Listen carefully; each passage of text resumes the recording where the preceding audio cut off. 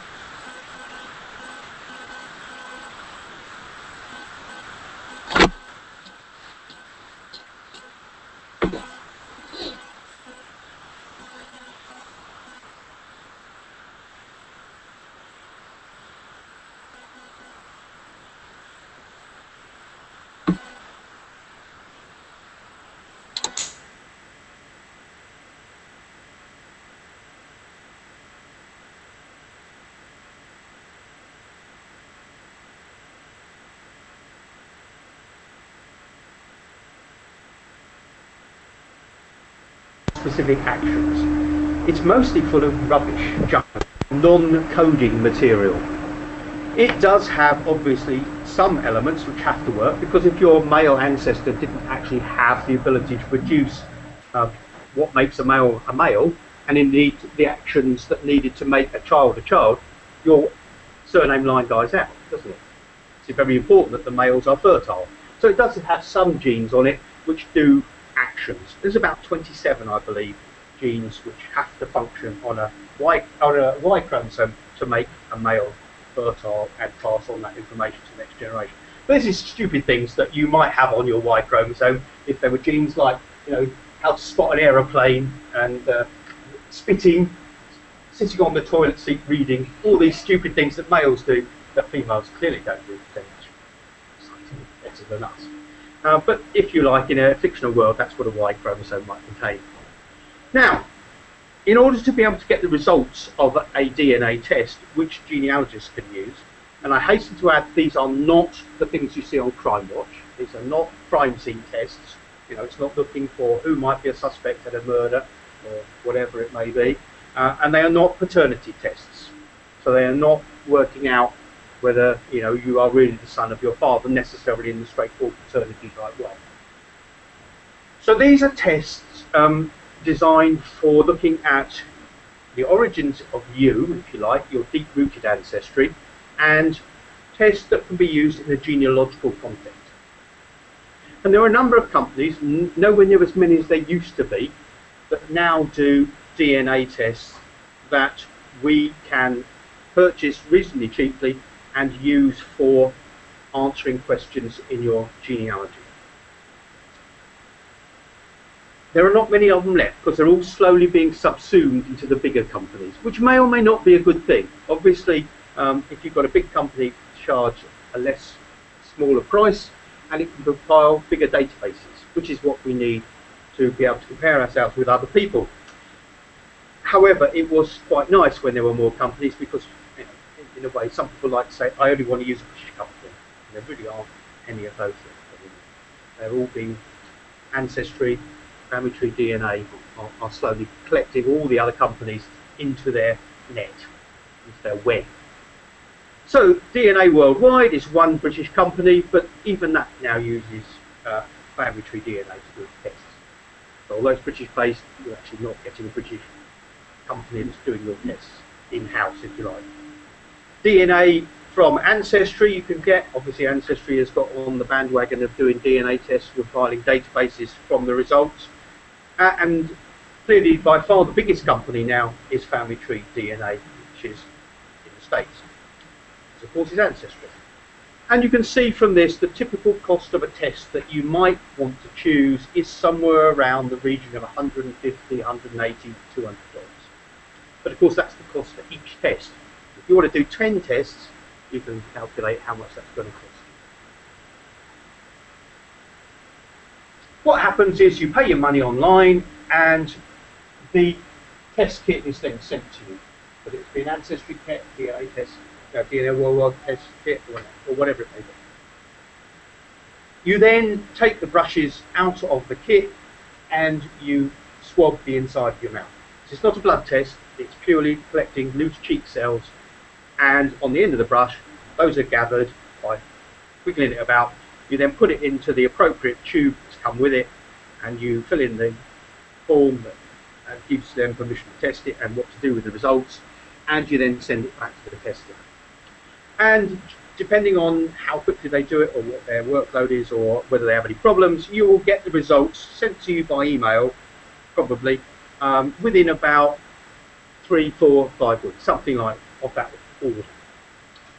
You then have to interpret them because they don't necessarily tell you what that tells you in the way of what you're trying to test, because that's not their job. They're just asked to score this sample, and you can then use it for whatever purpose you've designed yourself to have a DNA test. Why are you doing it? So let's first of all look at mitochondrial DNA. Mitochondrial DNA, as we said, is this thing that is in every cell and you get only from your female ancestors. You can have a mitochondrial DNA test done and they will give you results in this sort of format. So you will get a haplogroup, come back to in a minute. And in this case, this is my test. I'm happy with H, and it gives you a little score of the changes you have from a standard. This is a random standard mitochondrial DNA sequence. The mitochondrial DNA is about 16,500 bases long. You think of this as a massive code of letters, but there are only 4 letters in the code. So you're either C, T, A, or G at any particular point along your genome.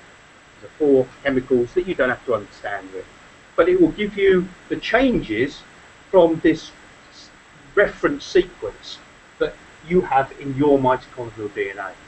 And essentially there are 2 areas which are tested, a region 1 and a region 2, and those are the bits they test because those are the main bits that change. So you get a funny little series here at HRV, say HVR1, I actually matched the standard. But in the second series, which is variable, I have 7 changes from the standard.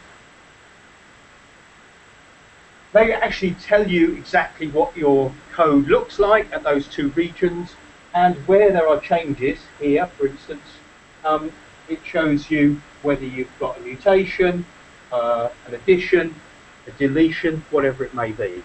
So how do you differ from that code? Here, these 2 of mine are missing. 522 and 523 are missing. I've got a deletion there. I've got mutations and additions, and that's highlighting that in this sequence. What does it tell you? Not a lot. I'm sure the geneticists and the genealogists all around the world are now going, what's he saying? It doesn't tell you an enormous amount, does it? It just changes from some random person who happens to have been used as the standard. You can use it for looking at particular problems. So, for instance, this is the skeletons in the wood, if you like, looking to see if the remains that they found were representatives of the Russian royal family. And of course, because this comes down from your female ancestry, what they had to do was to find the female ancestors of the supposed children of the Tsar and Tsarina and see if they could track down, think back to the Tsarina's relatives on her female ancestry. So they went back to Princess Alice and down to a great-grandson, Prince Philip, who, although a male, gets his mitochondrial DNA from Alice of Battenberg. So consequently, you would expect them to have exactly the same mitochondrial DNA as the children in the grave. And indeed, they matched absolutely identical. And lots more, of course, because they're royals, they have a rare type of mitochondrial DNA, as all royals must do. And so this proves conclusively that the children they eventually found were the missing members of the Russian royal family. So you can use these to answer questions.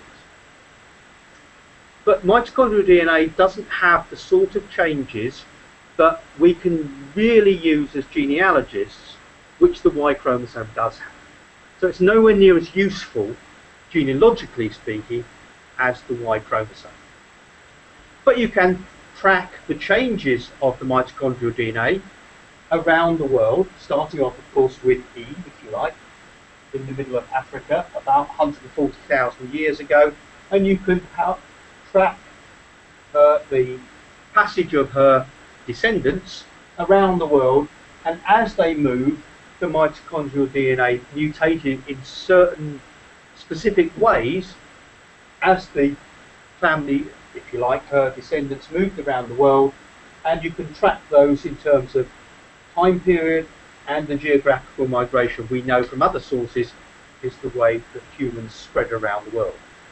So it does map those movements. And if you look at Western Europe, we have 7, 8, 9, 10 of the major mitochondrial groups amongst our female, and of course you males in the room all have those because you've got your female ancestors. So you will fall within about 6 or 7 groups, and Brian Sykes wrote a book over there called The 7 Daughters of Eve, and essentially they all didn't live at the same time, but it's looking at where those examples of mitochondrial DNA could be found in the tribes, if you like, of the world. And he gave them all nice characteristic terms, the rather Teutonic Brunhilde character and the sulky Mediterranean character and so forth. He just gave them things that you could use to picture what they may have looked like. And of course you can therefore look for hot matches, if you like, amongst the people who have chosen to have their mitochondria tested, and to put those results on a database. You can therefore look, just like you can on Genes Reunited, for people who share not only the same ancestors, but in this case, the same mitochondrial DNA. So it will do the process for you. It will say, are you closely related to any of these people? And these are my matches, none of whom sound particularly English. These are my closest mitochondrial DNA matches, and they clearly sound fairly much not from this country. But if you want to, and it's advised that you put up a statement of who your female ancestors were, because obviously then people can look for the same surnames and perhaps a identical maternal ancestry. And of course the problem with maternal ancestry, as we'll know, is that your surname changes every generation. And I've now got mine back to a Smith. And I'm sort of thinking, can I be bothered to try and find Mary Smith somewhere out in the wilds of Essex just to continue tracing my female?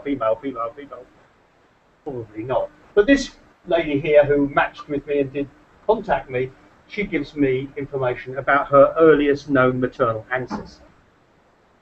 And these groups in H can be broken down, as they can in all the other clades, haplogroups of mitochondrial DNA, into sub-branches. And if I want, I can contact her, as she did to me, and it gives you, by clicking on there, the surnames in her family, which of course is useful for Guild of One Name Study type members, the most distant male ancestor and the most distant female ancestor. You can clearly see this lady is from America, and if I want to, I can click on there and send her an email, which I actually did do, but I haven't pursued it greatly because I don't think she's necessarily going to be very closely related to me. Of course, this mitochondrial DNA may have come from many generations ago. Similarly, you can go onto the list of the, in this case, family tree DNA database, and you can look at, because they divide it up to where you live. These are all the English Swinfields, sorry, all the English people who've had, not Swinfields, clearly not Swinfields. This is the list of all the mitochondrial DNA tests that have been done, which fall into category H, and it gives you their scores over here, and I can now compare them. This is me here, so this is my pattern, and you can look to see what other people share a similar pattern, if you wish to, and contact them as well through their particular kit number. Doesn't tell you a great deal. Mitochondrial DNA is not that useful for doing genealogical research, but it does give you a clue as to your origins much deeper back in history. So, the one we tend to use is the Y chromosome. Now, unfortunately, it's for males only, because only males have Y chromosomes, if you have remembered from when I started this talk. But of course, the ladies in this room will have brothers, will have fathers, will have paternal cousins, etc., who have the Y chromosome you would have got if you've been unlucky enough to be a male. Okay? So you must be able to find someone who would have got who has that Y chromosome that, as I say, you may well have inherited if chances had gone in a different direction when coin was tossed to determine your gender.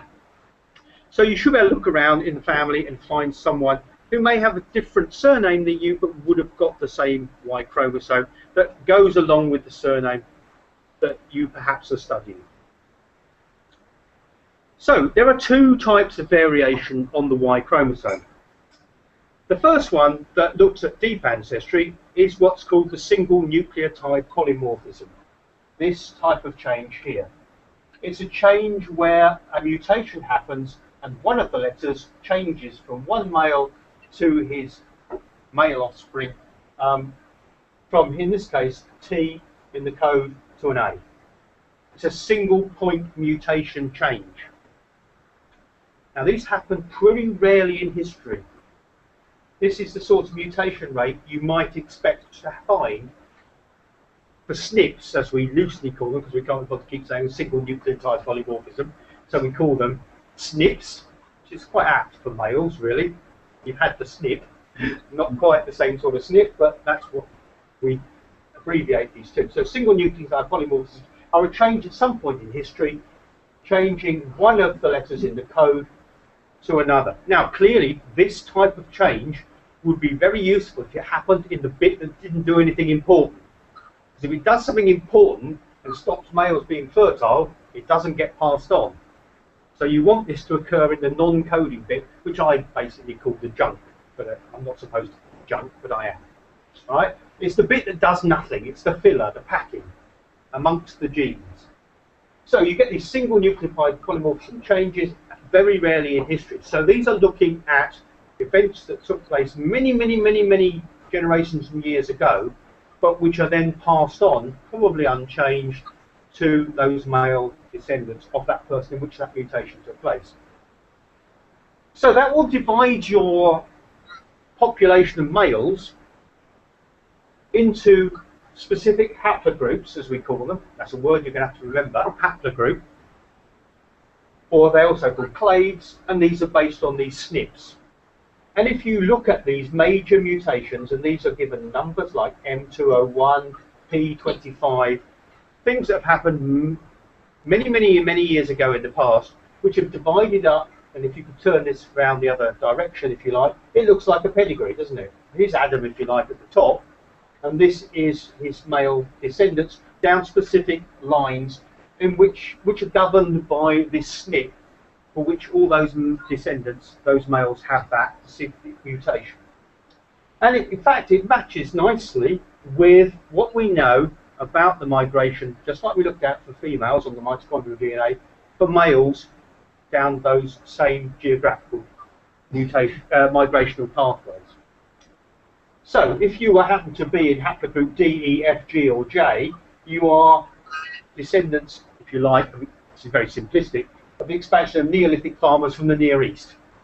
The vast majority of the people in this room, the males, for which this only applies, are going to be in R1b or R1a, but almost certainly most of you will be R1bs, post-glacial expansion of Paleolithic inhabitants of the West, okay? Because that's where the populations came from to colonise Britain after the Ice Ages. Some of you might well be I's, because you are essentially Viking, and some of you will be J's, because you probably have Jewish male ancestors, possibly. Okay?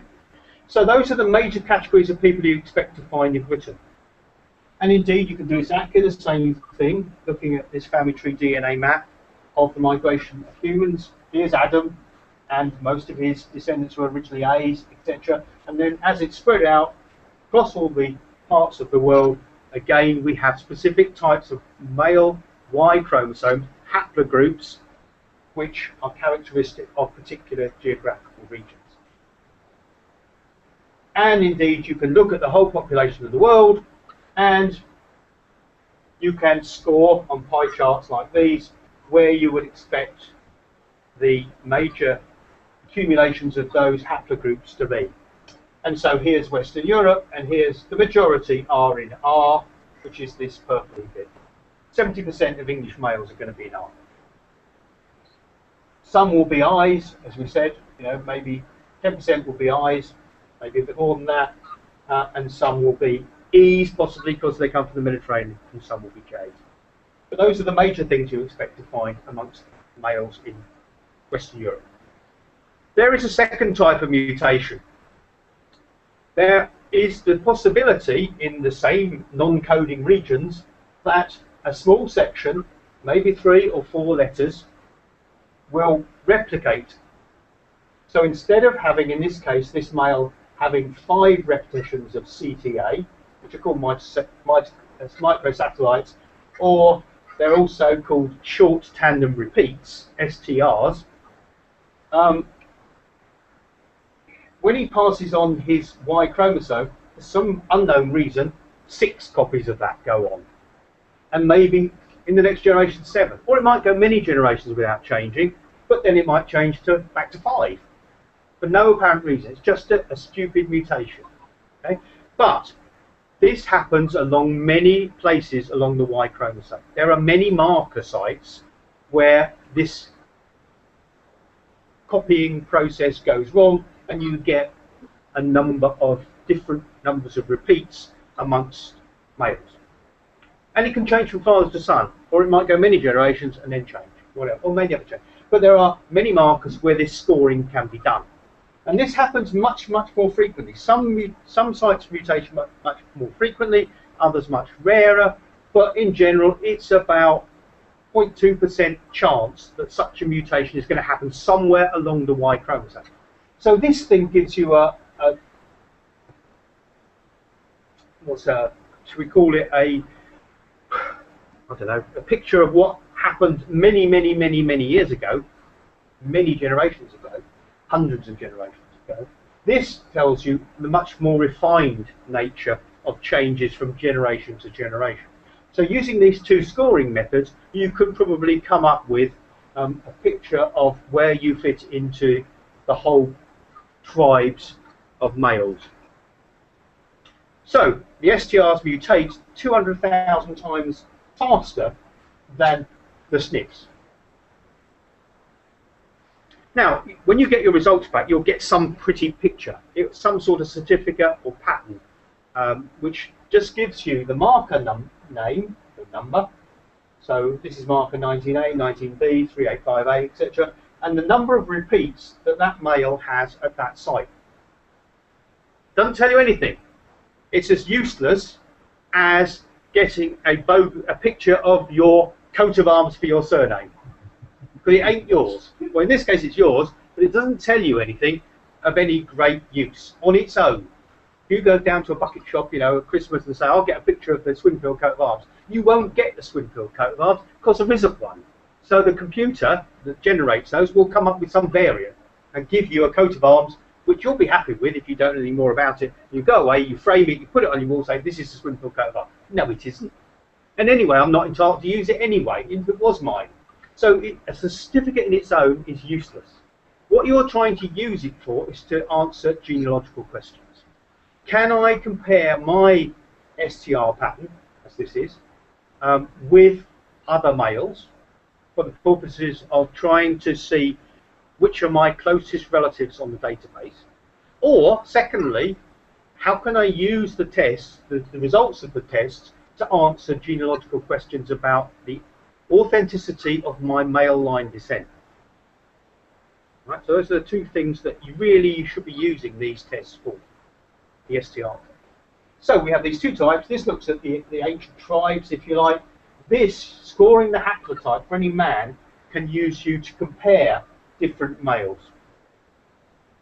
So here is a made-up family, if you like. These are all people from Castle who've had a STR test. In this case, they tested 21 separate STR markers, and these are their results. So these are males, A, B, C, D, E, F, G, through to N.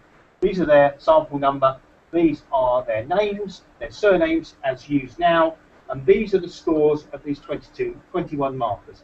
So this man is 13, 10, 19, 12, 16, 29. It doesn't mean anything. But it does mean something if you compare him with his known genealogical relatives, supposedly, or other people who have the same surname, because essentially that's what we're looking at. The descent of Y is the descent of the surname, unless it goes through an illegitimacy. Okay? So these are their supposed ancestors, based on genealogical research. These 4 men all claim genealogically, if you do the research, to descend from John Castle of Durham, born in 1545. Do they? Well, A, B and D are identical. They have exactly the same score at every one of the 21 markers. So it seems to suggest that the genealogy and the genetics matches identically. However, letter C, that differs there. 5 out of 21 markers, or whatever it may be. It's far too many, probably, for them to be genealogically and genetically related.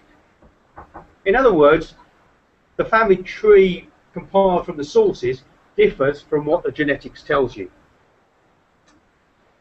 If you look at this group down here, G and H, who descend from Edward Castle of Northumberland, born in 1701, they match exactly, apart from one marker change, from the people in Durham. So even if you haven't done the genealogy, because you can't get back far enough in time, the records don't exist, somebody ate them, or whatever, it suggests that if you were to be able to find the paperwork, the paper trail, it would suggest that they have a common ancestor, genetically and genealogically. So it tells you where you could start looking for other people or other records which you may be able to use in your one name study to try and find out where the origins of that family came from. That's quite useful. And it's especially useful if you are having that enviable task of tracing your American ancestors back to someone in England, because you know the records just might not exist. Why do you keep records when you'll be chased across the plain by Red Indians? You don't, you know. So consequently, you might get back to the earliest part in America, but not be able to link back to England. Whereas this might give you places in England where you could start looking, because that's where apparently people, males with the same surname, have a very similar genetic makeup on a fine-tuning basis. On the other hand, if you look at the Castles, who actually come from Lanarkshire, they are identical as well. So in this case, it seems to suggest that Castle and Castle are pronounced differently, spelt differently, but actually are genetically the same. No, you know, I don't know how to pronounce it, but it seems to suggest that that link exists genetically. On the other hand, if you look at the castles of Durham, of Devon, I beg your pardon, these castles who live much further south, in the southwest of England, are completely different. So they both inherited this, started using this surname of Castle as a hereditary surname, maybe 1300 or whatever it may be, plus or minus 100 years, but are actually completely different families. And so are the Cazelles of Normandy in France. So it gives you another tool that you can use in your genealogical study by looking at this scientific test, the STR haplotype test, which you can get from these companies for maybe, if you're lucky, $80, $90. How many differences? Okay? How many differences between this and the comparison tests? Would you like to see? Yes. You would like them to be identical at 37 out of 37 markers, but if they're different at 2 or 3, that wouldn't be surprising. It depends what sort of cousins they are. You know, if they're 8th cousins, you would expect some mutations because of that very high mutation rate of 0.2% every generation, any marker. You would expect to see them creeping in. And as I said, it could differ from father to son because that's how the mutations happen. So, you know, don't be surprised if there are differences at several marker sites, but not too many. Yeah? We'll look at that again in a minute as I look at my Swinfields. Okay, so you can then gather together loads and loads of people who you think might be related. You could do some sort of test across all the people that you find on your family tree, and you can plot them all together onto some sort of spreadsheet, and you can look at the differences. And this is one that I was sent. This is a family I gave a talk to who are Jewish, and they come from Eastern Europe, and they are all almost identical across the board. And yet they come from Belarus, France, Poland, etc. because they've migrated, but they've taken that variation of the Y chromosome with them as they've moved. So you can then use this to say, are these people really descended from the same family? And the answer in this case is yes, they are. They were the Weinsteins who were doing the one-name study. So, where do you go to get your test done? Well, clearly, if you're using it for comparison purposes, you need to go to the company that's got the biggest number of other people to compare it with. If you're using it just to test you against 2 or 3 other people, it doesn't matter where you go, because you're going to get the same results. And I've done that. I've had it done by 4 or 5 companies, and they all come exactly the same result, which is refreshing to know they have the same scores and give you the same haplotype result. Okay, but if you go to Family Tree DNA, which is by far the biggest now, they've just gone over their 250,000 tests, white test. So you're comparing yourself with 250,000 other people, which is a huge database. The vast majority, of course, will be Americans, but you will still find lots of Europeans who've tested with family tree DNA, and you can compare those results with your own. And you can see 148,000 mitochondrial DNA records in the database, etc. And it tells you on this how many have chosen to test 25 markers or 37 or 67. And family tree DNA down to 111 marker test. It's probably, going far too much over the top. If you match at 67, you're also going to match at 100. Probably going to match pretty much at 111 as well. So don't overkill this, because you're going to pay lots of money for the same results. I would say, to start with, maybe a 37 marker test will probably be sufficient, and that's pretty much what everybody says. On your handout I've given you some DNA testing companies, and I've given you how many their maximum number of markers is that they test, but really you don't need to go as far as that. Okay, so let's look at my Swinfields. It's boring with my family tree, because my family tree proves how these sorts of tests can be used. Now, when I first started out doing DNA tests on my tree, I happened to be doing some work for Leicester University on surnames. And so Turi King, who I was doing the genealogical work for, had collected samples from various different people of different surnames, males from different surnames, and her question was, if your name is rare, what's the chances that the males with that surname have identical Y chromosomes? It was a scientific exercise, if you like. But are all the people with a rare surname related? And she said, oh, go on, give me a couple of samples, you and some other random Swinfield, and let's compare them, just for fun, because I was interested. So this is me, and this is a random Swinfield who I happen to have on my family tree, who was willing to give me a sample, and we compared them at 17 markers. 12, 12, 16, 15, 10, 12, oh God. They are completely different. So my bang theory, that if I collect all the Swinfields and join them together, they're not going to do it. What does that tell me? Well, okay, it's completely different. And what's more, I'm a G. I'm in haplogroup G, which is like Middle Eastern, middle of Central, middle of Europe. He is your bog standard R1b, which you'd expect. Sorry to the R1bs in this room, but I start looking down on R1bs now, because G is about like 1% of English or British men. Yeah, so I am particularly special. I hope you realise that.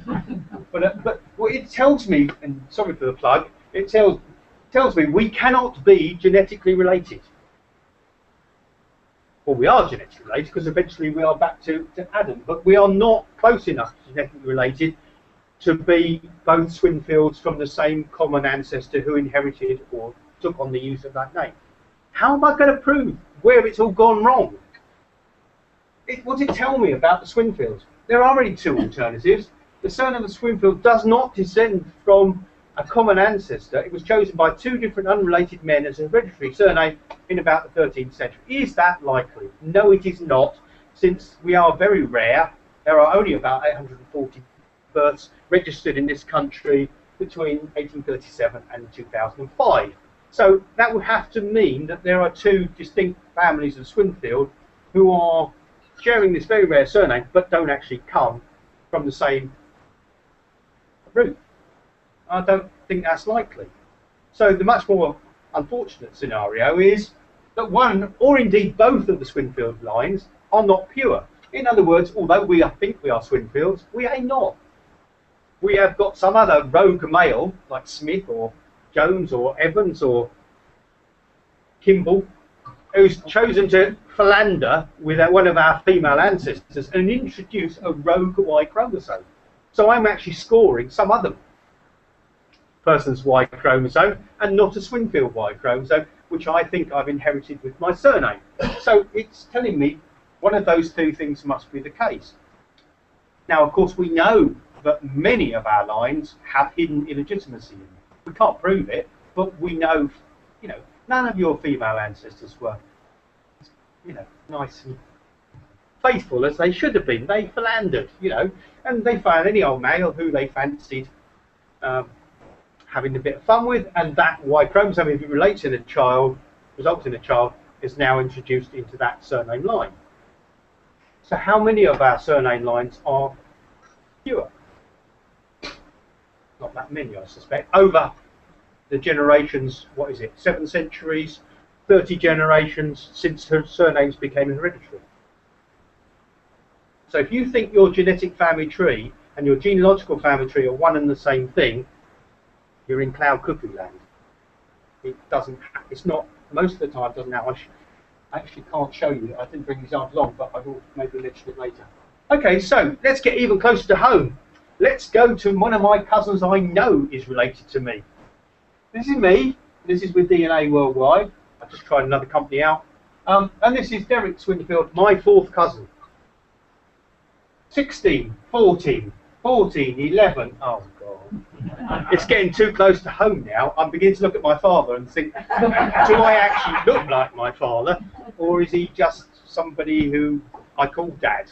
Right? He looks a bit like me, though, doesn't he? He does. So I think I'm fairly safe there. So somewhere between my dad and my 4th cousin, something has gone awry. So here's my family tree. Here's me. I'm in class group G, haplogroup G. Here's Derek over here. He's an R1B. So somewhere in here, it's gone wrong. Okay. They all descend from Thomas Swinfield and Sarah Toone on paper, who married in 1803 in Kirkby Mallory in Leicestershire. So which of these lines is not right? Which is not Swinfield? Or maybe both of them are. I don't know. So you start looking now at your dodgy bits of your family tree on your chosen surname line. This is my great-grandfather, William, who was born in 1841 in Old Shilton. He's the son of Thomas Swinfield and Sarah Swinfield, formerly Hewitt. Okay, we go to the 1841 census. It's all looking very nice here, except there's only Sarah on her own. There's Sarah on her own with 5-month-old William. Exactly what you'd expect, except where's Dad? If you go to 1851, she's still on her own. She's now saying she's unmarried. My William, who should be 10, is missing. I gave talk after talk on this, and I thought one day I will find these people in the census. You know, when Ancestry finally produce their complete index to all the censuses at 41, 51, I will find him. No one is there. Tom William's never there, and Thomas is never there, as you would expect to find him. Okay, you will notice that there is a guy here called Thomas Brown. Thomas Brown is unmarried, the head of the household. She is his housekeeper, and living with them are a random selection of her children. If you went back to 41, there is Thomas Brown lurking at the bottom of the household as the lodger, maybe, waiting to slip his way from the bottom to the top. Okay, so is he really my ancestor? You remember here she said she's unmarried, which is a lie, because there is their marriage. Here is Thomas Swinfield, a bachelor of Earl Shilton in the county of Leicester, marrying Sarah Hewitt of this parish in the parish church of Trowell, across which, as far as his own claim to fame is, it's next to a service station on the M1. Trowell service station. And it's about 40 miles from Earl Shilton, which is where they settled down and baptised their children, where they lived in 41, 51, 61, and so forth. Here's the 61 census. Thomas Brown is still the head of the household. It's a fairly long-term liver in here. He's now unmarried still. She's now gone back to calling herself married, despite the fact that in 51 she was unmarried, his housekeeper. And she's got even a grandson to the head of the household. So he's sort of suggesting he's accepting some sort of paternity to this group. And indeed, in 1871, he's unmarried, and still some Swinfields, including some grandsons, are living with him. When Sarah dies in 1862, she is still described as the wife of Thomas Swinfield. So whoever was the informant, Elizabeth Bound, whoever she may have been, still seems to think Thomas Swinfield is around. Where, I have no idea. He doesn't die, he doesn't get buried, and he doesn't appear in any census. That is obviously findable. So she dies, and she's still the wife of. Eventually, after an awful lot of work, Guy managed to do a brilliant bit of genealogical research and find my Swinfields.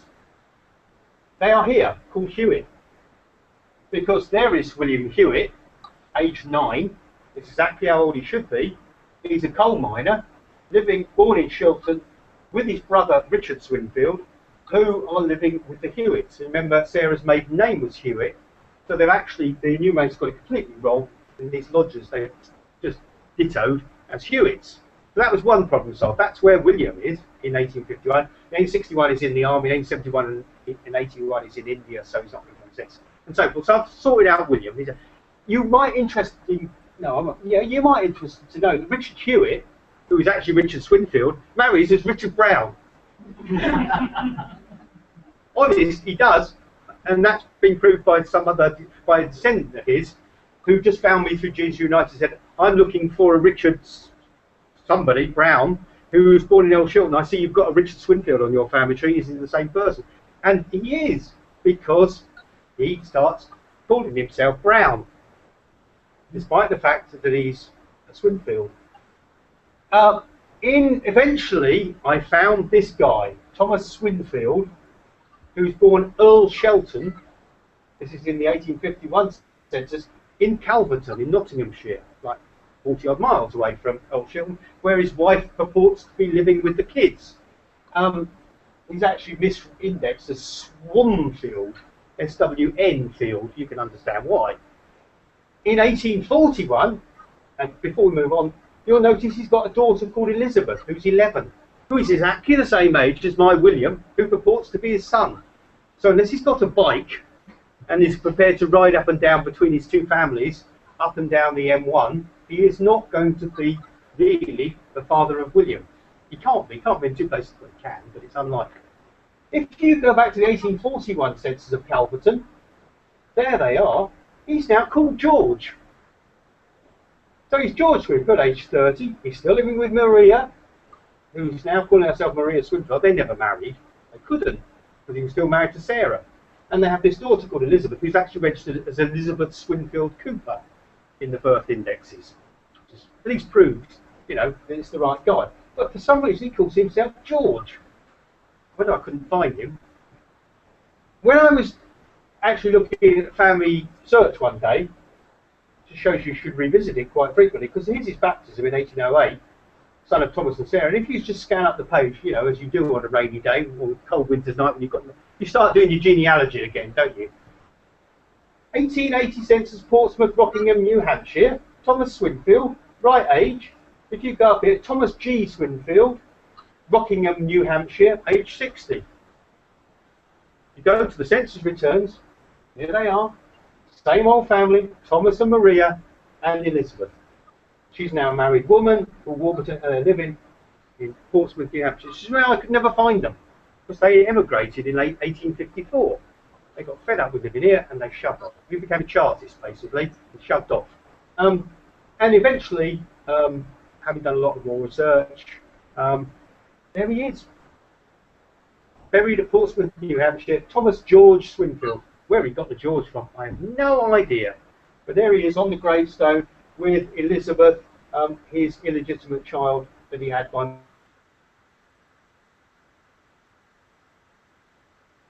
And went visit and saw his house, which is still there. He left a will. He did all sorts of lovely genealogical things. Okay, back to the plot. Back to the genetics now. Does this rule him out? After he has William in 1841, in 1843, Sarah has a child, a boy, called Joseph. And she purports now, gives up all idea of having a father on there. She just calls herself Sarah Swinfield and starts having illegitimate children. She actually has a daughter, Sarah, who also passed the surname on, because she had illegitimate children of her own. So we've got another Swinfield line, which actually doesn't come through two generations of Swinfields, but are still calling themselves Swinfield.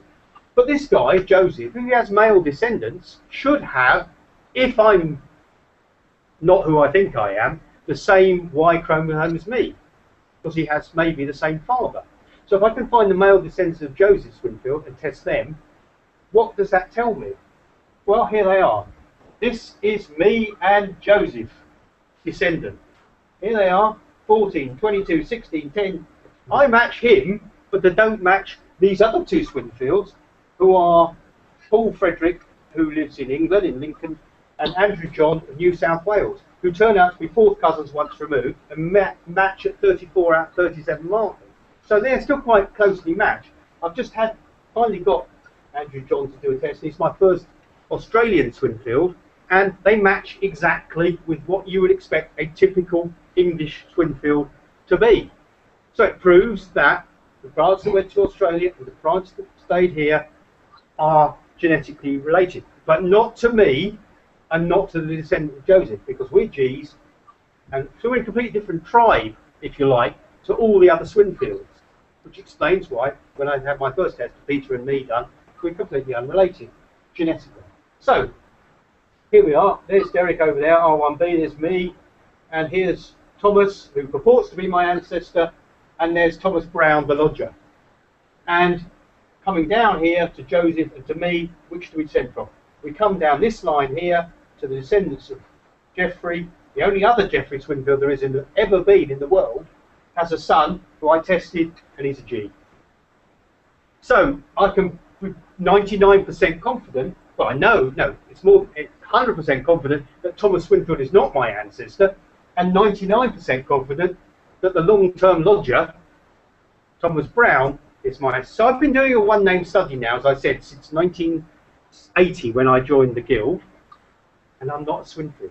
So why have I bothered to collect all these Swinfields? I should have been doing Brown without an E. I'm not going to start doing that at my time in life. Of course, the one way of proving it is to go up to Thomas Brown's ancestor, find his brothers, trace them down to the present, get a sample done, and if it matches me and Graham, as he is, that proves it. I did that. I did that. When the 1911 census came out, I started tracing all these Browns, you know, because I wanted to get down and said, you know, married 3 years, 2 children, both boys, you know, yeah, get them down the go. He has 6 brothers, and not one of them has a male descendant. And I ain't going back to his father's, to his uncles. I've got better things to do with my time. So, you know, I'm happy that Thomas Brown is the ancestor. I can't prove it, but I'm fairly confident. So where do I match with in the world? Because on Ancestry and on some of these other databases, you can test these people against, you know, getting hot matches. So who do I match with? These are the people I match very closely with. Well, yeah, very closely with. And they're all called Gilbert. They all have the surname of Gilbert. Except for one who's called Lloyd Brown. Aha! He's in somewhere like North Carolina or somewhere out that way. Anyway, so why are I related to Gilberts and not to anybody else? Well, presumably the Gilberts have the same Y chromosome that they had in the 12th century, which their bit of the tribe, if you like, took the surname of Gilbert, and mine took the name of Swinfield. So it shows, you know, you can match with people who had the same Y chromosome before surnames became hereditary. And in this case, it looks like the Gilberts and the Swinfield are very closely related. And then you go down to more spurious people. The vast majority of the people who match closely with me are in North America. So they kindly allow me to join the Gilbert Project, since, in fact, I seem to relate to them much more than I do to everybody else. So we've got all these hundreds of people called Gilbert, apart from Seth Brown, of Indiana, I beg your pardon. Seth Brown lives in Indiana. Thomas Brown, who we put on here as the Swinfield line, even though it's not really. And otherwise, they're all called Gilbert. So Family Tree DNA hosts a project which all the Gilberts are members of, because they all have very, very similar Y chromosomes over here. I also joined the haplogroup G project because there's always somebody who wants, yeah, I'm not being derogatory, but every one of these haplogroups has a group. And they look in huge detail about what that tells you about the origins of this haplogroup. Goes like that over my head, but they have Facebook pages, and you can join the group. And so there we are again. There's all the Gilberts and a few people called Price and the Swinfields, me and my fourth cousin, who both are illegitimate, essentially. And G, we are in the group G's. So vision of me must be going through the roof now, because we are the Gilberts and me and Graham, are just so rare because we have virtually all haplogroup Gs at marker 388 have 13 repeats, but us few just have 15 repeats. So anybody who has this format, including 15 at haplogroup at marker 388, are just, we have to be related to each other because it's just such a rare occurrence. So here's the distribution of the haplogroups, the clades in Europe. As you say, you know, haplogroup R1b, R1a, I's, 22% I's, 1% J's, maybe 3% G's, is probably an overestimate. Where else do the G's come from? And the answer is Georgia. Lots and lots of G's in Georgia. So every time there's trouble in South Ossetia, you will say to me, that's your lot, that is, beating up them poor Russians, you know. But that's roughly, probably where in Europe my brown ancestors came from, to Philander in Leicester in the middle of the 19th century. And you can go on to ancestry and all the other, they all have pages about which particular haplogroup you're in. They'll tell you all about North Ossetia and South Ossetia, etc., etc. And we can now start bringing these lines down to minutiae, based on, because these are not pure subgroups, they are and haplogroups. They come down to much, actually, if you look at more immune mutation, you can almost get down to surname, which for you, you know, one-name study people, it's amazing. You can start subdividing G2 into all these subgroups, you know, where it says, you know, most are in D188 equals 13, but then there's this weird and wonderful set over here who are 388, 15, and the only people that fulfill that are Swinfield, Van Hemert, Price, Gilbert, etc. So we're almost sort of bringing this pattern, the STR pattern, down to names, which, as I said, from your point of view, is brilliant. So here are the subdivisions of G2A, 3B1, and here they are. This is me, this is my group, the Van Hemerts, because Bill Van Hemert is the one who runs haplogroup G. So I happen to fall in his category. But you can see, you can subdivide it into surnames. It's just really interesting. And as it goes on, it's going to get more and more like that. But Brian Sykes wrote 3 books on the subject, which I've got over here if you want to browse through them. They're on your handout as well. One on the Y chromosome, Adam's Curse, one on the 7 Daughters of Eve and the Blood of the Isles, which looks at the makeup of Britons, etc. And a general term, don't believe everything you read in these books. Brian Sykes, no. He unfortunately he started this, you know, 10, 15 years ago now, and his number of markers he used was very small. So, you know, we now have a much more fine-tuning number of markers which we can use. But he came up with the original far-reaching conclusions on what the genetics could tell you about the surname Sykes. Useful. Chris Pomeroy has written a much more recent book for the National Archive, Family History and the Genes, which looks at the whole thing I've been talking about. We've moved on again, though, because we would like to look at the autosomes, these other chromosomes that go to make us all up, and the X chromosome, which the males get from their dad, and females get from their dad and their mum, because females have 2 X chromosomes. All of these have mutations on, variation. They don't have the STRs that we're talking about, so they can't be used for that fine honing of your genealogy. But they do have these mutations, which many of them, these SNPs, which have evolved over time and which tell you something about where they came from. You can do a family tree, a family finder test through family tree DNA, and it will again come up with what matches. It's extremely useful for looking at 2nd, 3rd, 4th cousins, no further back than that. If you want to know who you match with across all the chromosomes in the last few generations, you can use that through the family finder test and the relative finder test that you can get from 23andMe. And they will give you a score as to how many bits of the chromosome, what percentage of it, you share with other cousins. I have virtually, I mean, these are my closest matches, 3rd to 5th cousins. Not very close.